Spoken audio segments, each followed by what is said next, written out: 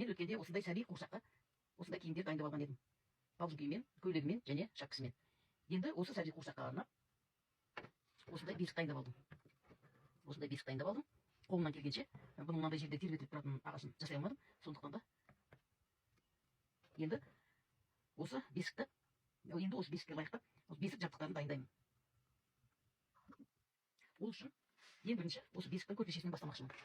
Ол үшін осы көрпешенің мынау астыңғы бөлігіне лайықтап өлшемін алып алдым. Мына түгі қоятын тегістігінде өлшеп жасап алдым.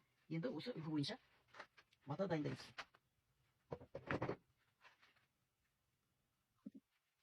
Бұл көрпешесінен бұрынғы апаларымыз сияқты бүтін матадан емес, осындай матаның қиындыларынан құрап, мата дайындап алып, содан пішіп дайындамақшымын.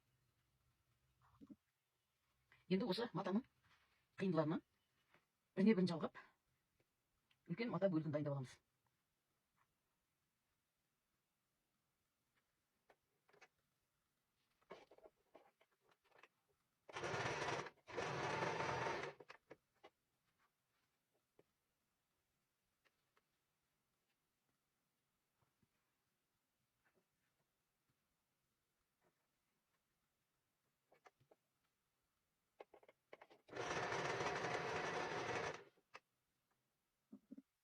Мына осындай қылып тігіп алдық. Енді бұны бөліп ары қарай құрақты жалғастырамыз.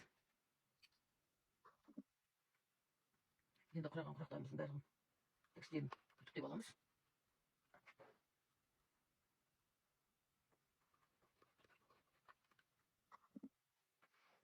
Үтіктеп алған құрақтарымыздың артықтарын кесіп тастаймыз. Мынандай артық болып кеткен жерлерін кесіп, сөйтіп осы құрақтардың бәрін біріне бірін жалғастырамыз.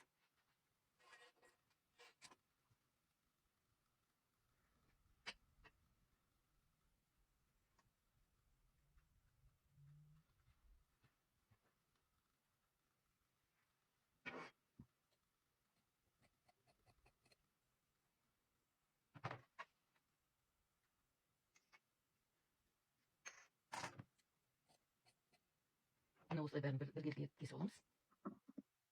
Енді осы дайындап алған құрақ бөліктерін үлгімізге қойып шығамыз.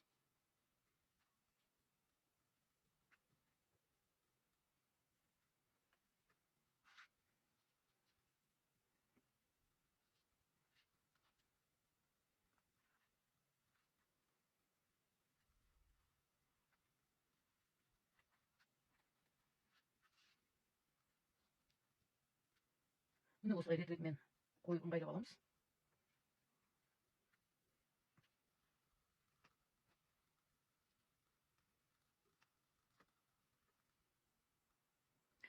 Ыңғайлап осылай бір тігіп аламыз дағы.